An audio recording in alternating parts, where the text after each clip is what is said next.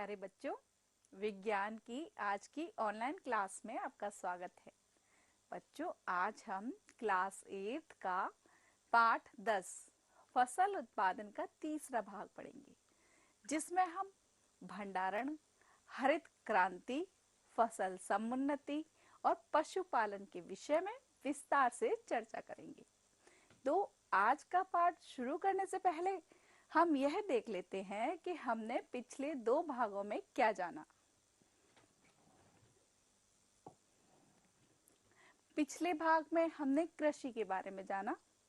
हमारा भारत कृषि प्रधान देश है और जैसे जैसे सभ्यता का विकास होता गया, हमारे देश में कृषि के क्षेत्र में भी व्यापक सुधार होने लगे। मौसम के अनुसार फसलों को 3 भागों में बांटा: रबी की फसल, खरीफ की फसल और जायद की फसल। खरीफ की फसल जून में बोई जाती है और अक्टूबर में काटी जाती है। रबी की फसल नवंबर में बोई जाती है, अप्रैल में काटी जाती है। वह जायद की फसल मार्च में बोई जाती है और जून में काटी जाती है। इसके बाद खेती करने के लिए बहुत से चरणों से गुजरना पड़ता है, तो उनको हमने एक एक करके अध्ययन किया। खेती करने के लिए सबसे ज्यादा जरूरी है मिट्टी, और क्योंकि मिट्टी से ही पौधे जल और खनिज लवण अवशोषित करते हैं, तो पहले मिट्टी तैयार करते हैं। हमने विभिन्न प्रकार की मिट्टियों के बारे में जाना: बलुई मिट्टी, चिकनी मिट्टी और दोमट मिट्टी। उसके बाद खेतों की जुताई की। खेतों की जुताई हैरो नामक यंत्र से और हल के द्वारा की जाती है।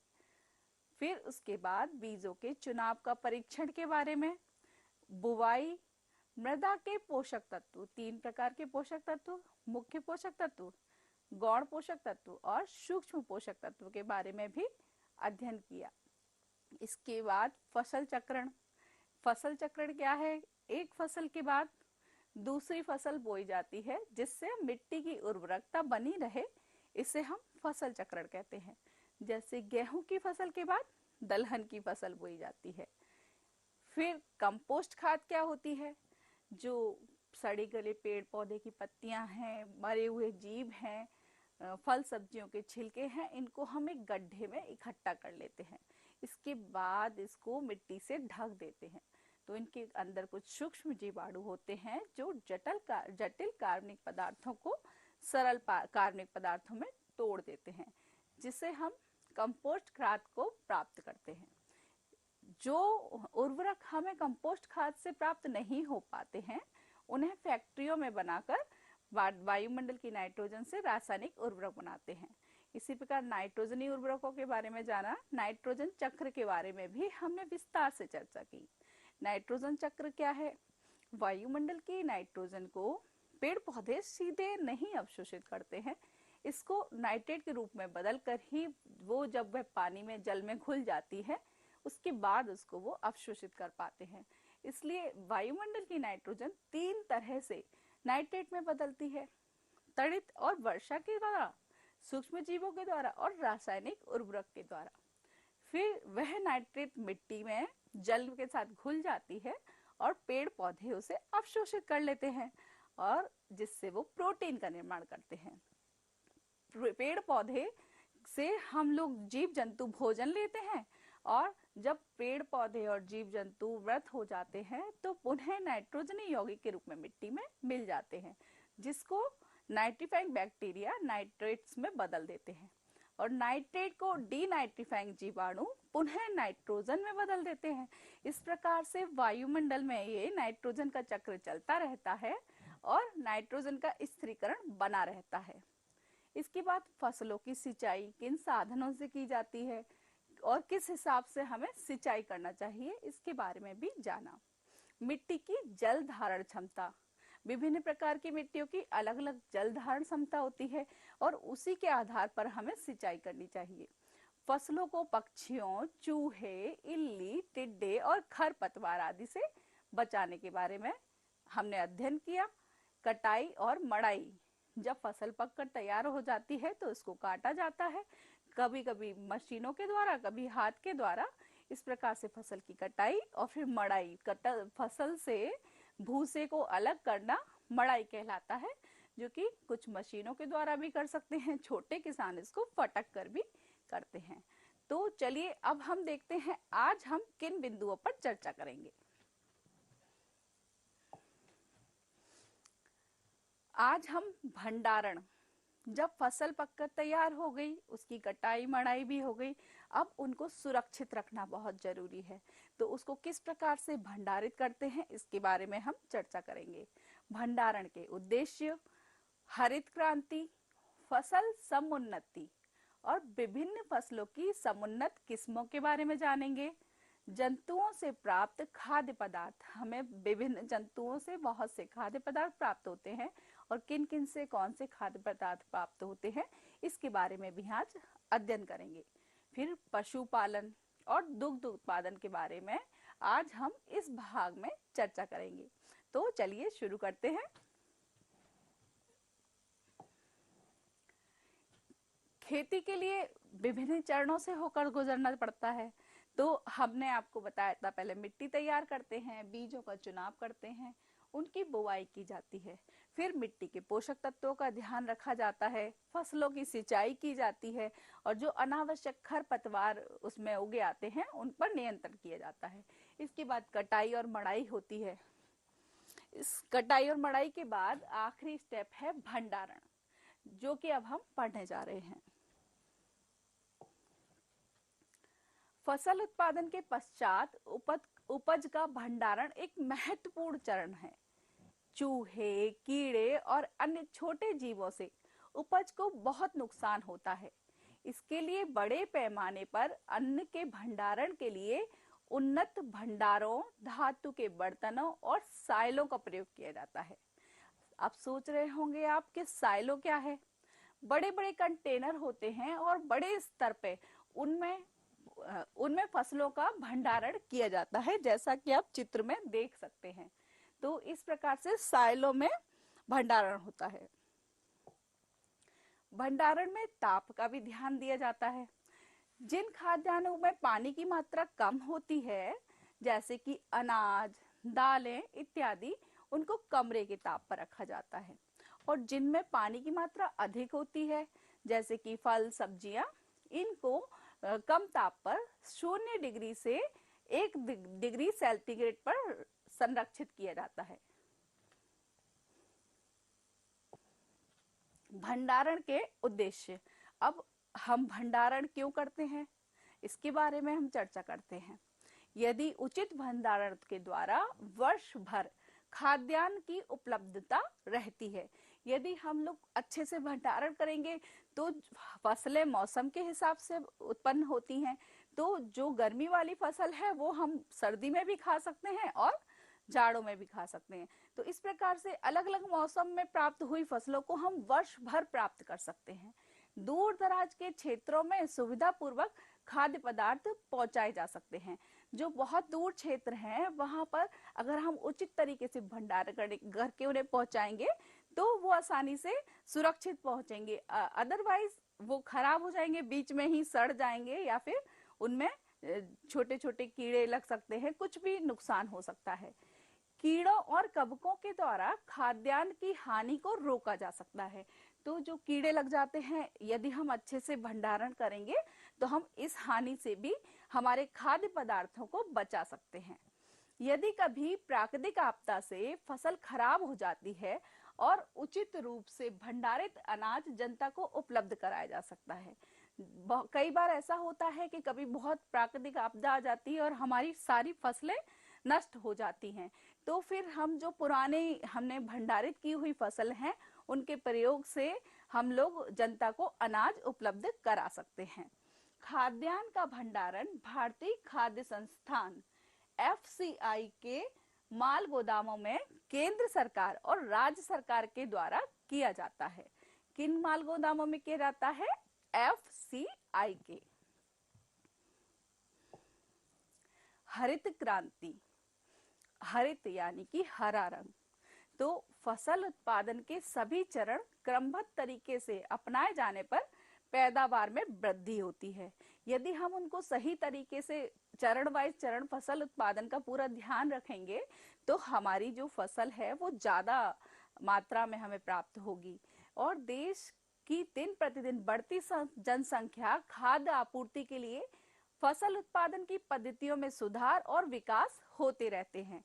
और कृषि में सुधार लाने के उद्देश्य से इसके लिए प्रयास 1960 ईस्वी से किए गए हैं। इसे हम हरित क्रांति के नाम से जानते हैं। तो हरित क्रांति की शुरुआत कब से हुई है? 1960 ईस्वी से। हरित क्रांति के तहत कृषि के क्षेत्र में आधुनिक कृषि यंत्रों जैसे कि ट्रैक्टर, हल, सिंचाई के साधन जैसे ट्यूबवेल, उन्नत कोटि के बीज, कीटनाशक दवाओं तथा रासायनिक उर्वरकों के प्रयोग से फसल उत्पादन में पर्याप्त वृद्धि हुई है। हम पहले कृषि करने के लिए बहुत मेहनत करते थे, सब कुछ हाथों से ही करते थे, लेकिन वर्तमान में विज्ञान ने इतनी तरक्की की है कि जब से हरित क्रांति प्रारंभ हुई है, हम कम समय में अच्छी किस्म की और ज्यादा फसल प्राप्त करते हैं। फसल समुन्नति। फसल उत्पादन में वृद्धि का दूसरा उपाय है फसल की उन्नत किस्मों का विकास एवं उपयोग करना।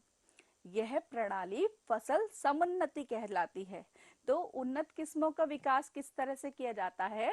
इसमें वांछित गुण वाली दो विभिन्न किस्मों में परस्पर संकर करवाकर नई किस्म तैयार की जाती है, विकसित की जाती है।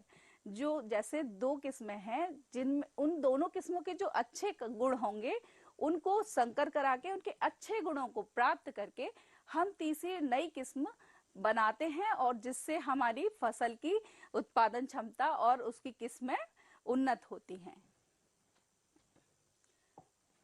चलिए इसका एक उदाहरण देखते हैं। गेहूं की एक किस्म ली जिसकी उत्पादकता अधिक है, किंतु कवकों से शीघ्र संक्रमित हो जाती है।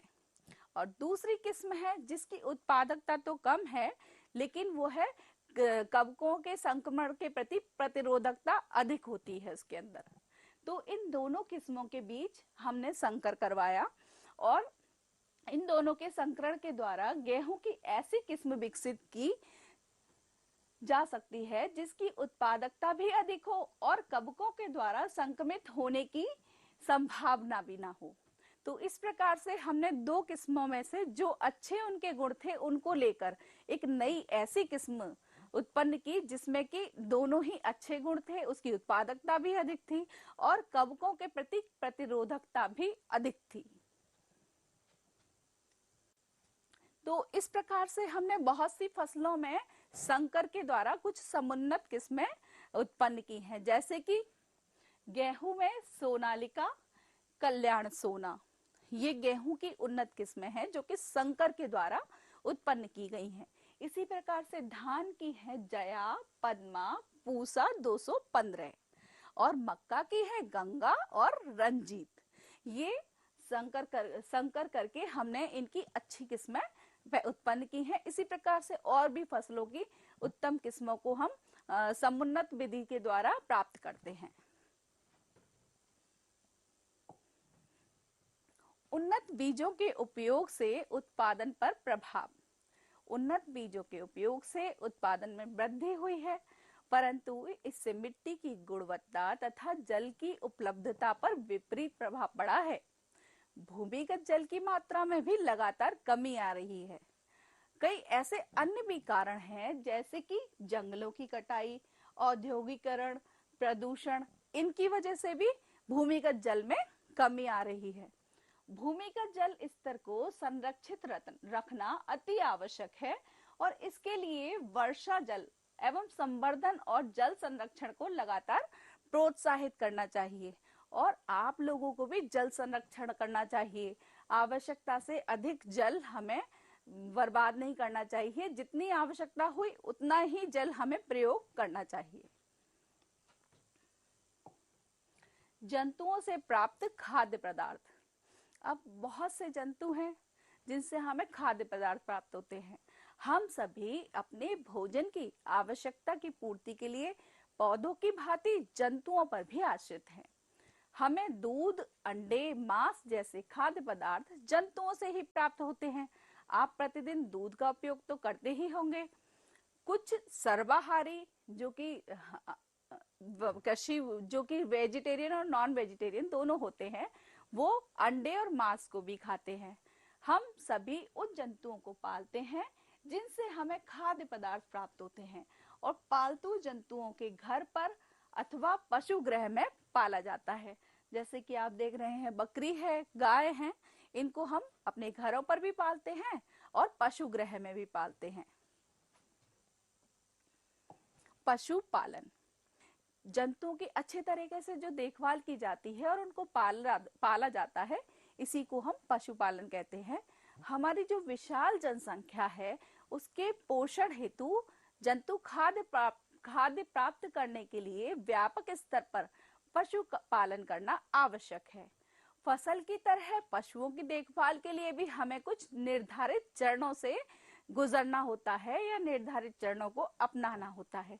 आइए उन पशुओं के पालने के विषय में चर्चा करें जिनसे हमें दूध, अंडे और मांस के रूप में भोजन प्राप्त होता है।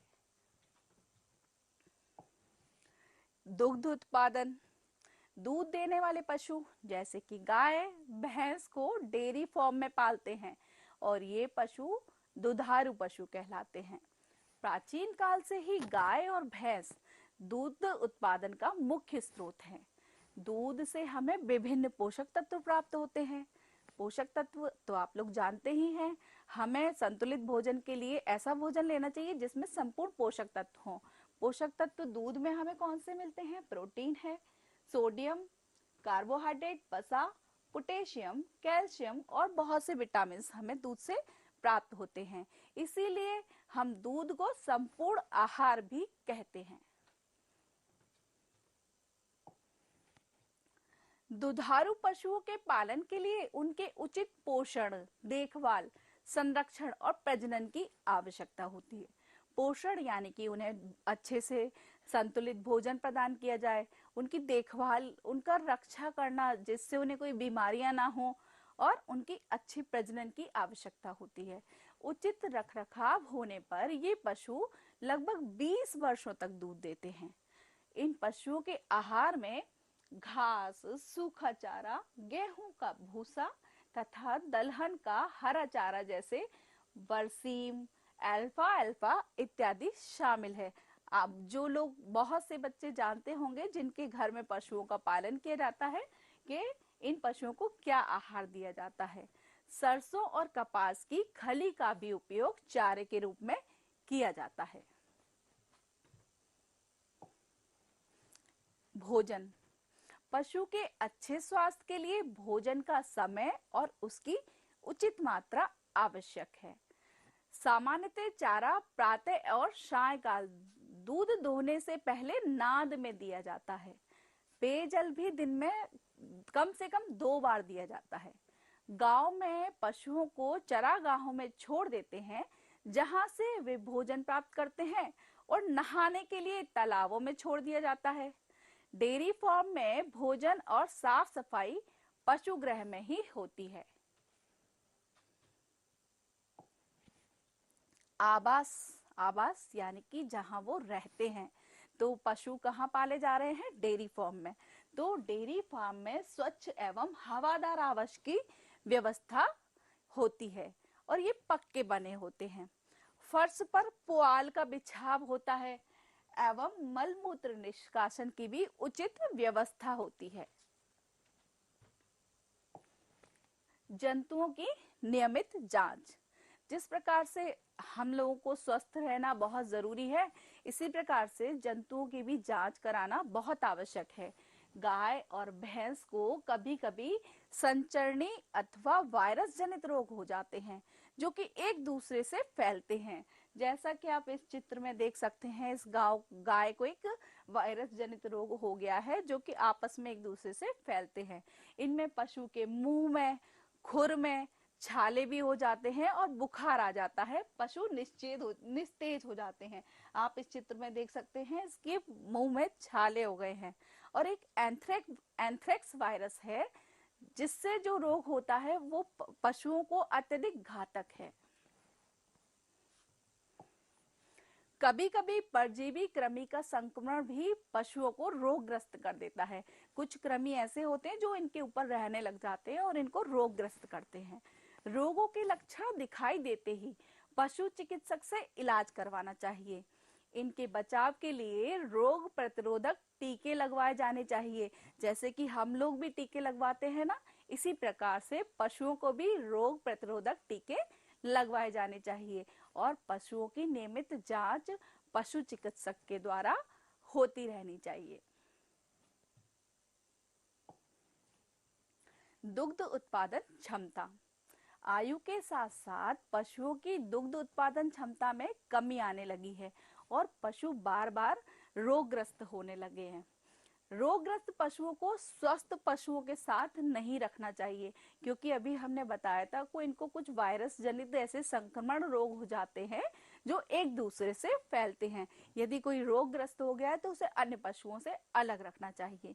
कुछ लोग दूध प्राप्त करने के उद्देश्य से पशुओं को इंजेक्शन लगा देते हैं, जो कि पशुओं के लिए अत्यधिक घातक होते हैं।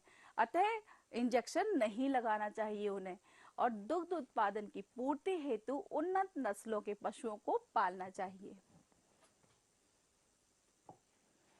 अब कुछ हम उन्नत किस्मों के नाम बता रहे हैं, आप देखिएगा। गाय की देसी नस्ल है साहिवाल, सिंधी, देवनी, और कुछ विदेशी नस्लें भी हैं, होल्स्टीन और फ्रेजियन।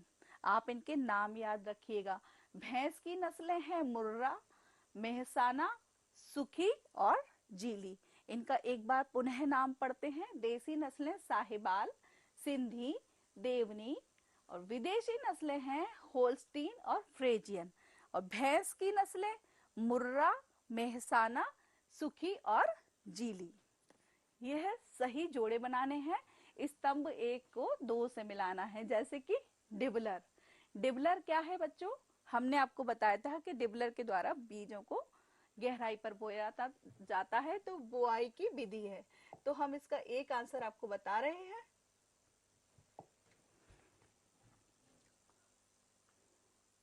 इसके बाद अन्य आपको देखने हैं। सोनालिका क्या है? भंडारण की विधि है। गाय की किस्म है कि गेहूं है? साहिवाल क्या है? साइलो के बारे में भी हमने आपको बताया था, इसका चित्र भी दिखाया था। 1960 से क्या शुरू हुआ है? तो इधर है आंसर भंडारण की विधि, हरित क्रांति, बुआई की विधि, गाय की किस्म और गेहूं। तो आप इनके उत्तर अपनी उत्तर पुस्तिका पे लिखेंगे। तो बच्चों आज के लिए बस इतना ही। अगले भाग में हम कुछ अन्य पशुओं के बारे में जानकारी प्राप्त करेंगे। तब तक के लिए धन्यवाद। अरे बबलू, लॉकडाउन खुलते ही टहलने निकल पड़े। महामारी अभी फैली हुई है। सरपंच जी टहलने नहीं, कहाँ पे वापस जा रहे हैं? तुझे डर नहीं लगता वायरस पकड़ लेगा? पहले थोड़ा बहुत डर लगता था, फिर पता चला कि अगर मैंने पूरी सावधानी बरती तो ये बीमारी होने की संभावना कम है। सबसे महत्वपूर्ण है ये मास्क।